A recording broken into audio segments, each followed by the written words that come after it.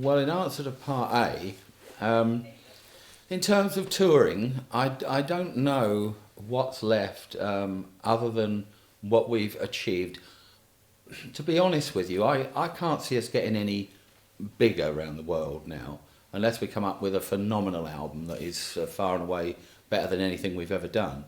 I think we're pretty set in our ways now, in as much as our next album, whenever that's going to be, we almost know what it's going to be. It's going to be Quo, it's going to be us. It's not going to be anything fucking Hotel California or anything like that, but you always strive for that. You always strive. Your next album must be better than your last one. You must think that, because if it ain't, I don't think we'd let it go.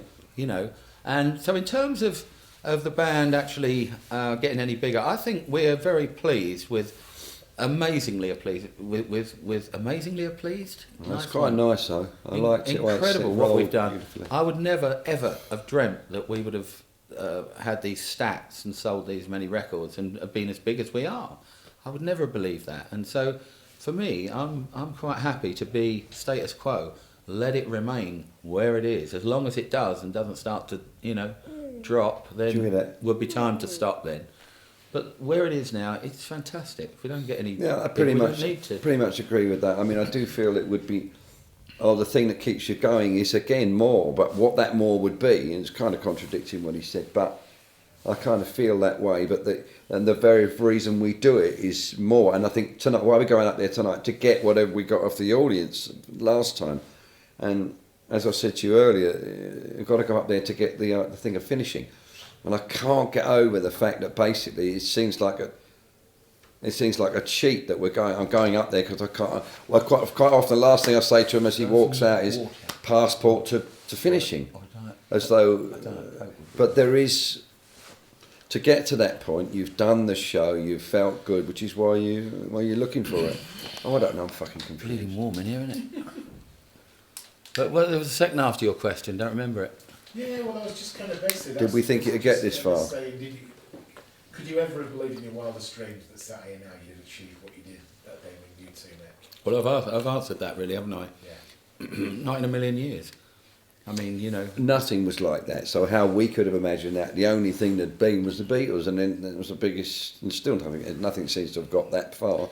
But we didn't think we'd get anywhere near this far, I don't think. Well, it was just romantic for me personally. Anyway, I remember, and I know it sounds naff now, but I just wanted to get up and play in a rock band in front of girls.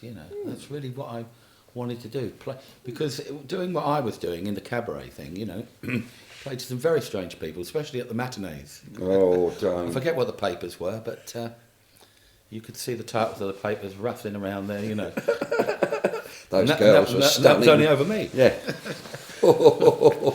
But what was I saying? You were saying somebody's having a polish while you were working. Yeah, basically they were at the City of Varieties, Leeds. Yes, I remember it well. Classy Ball and biscuit microphone.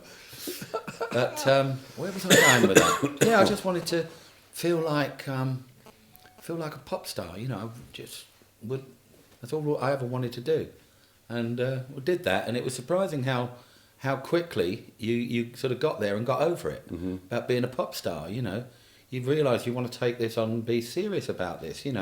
Have people appreciate your music, not just because they've seen you on telly. Yeah, that was frustrating. And so we moved on very quickly from 1968, 1969, late 1969, I think it was, around about that time. I thought, fuck it, off with the frilly shirts. We ain't having any of this. Let's take a chance.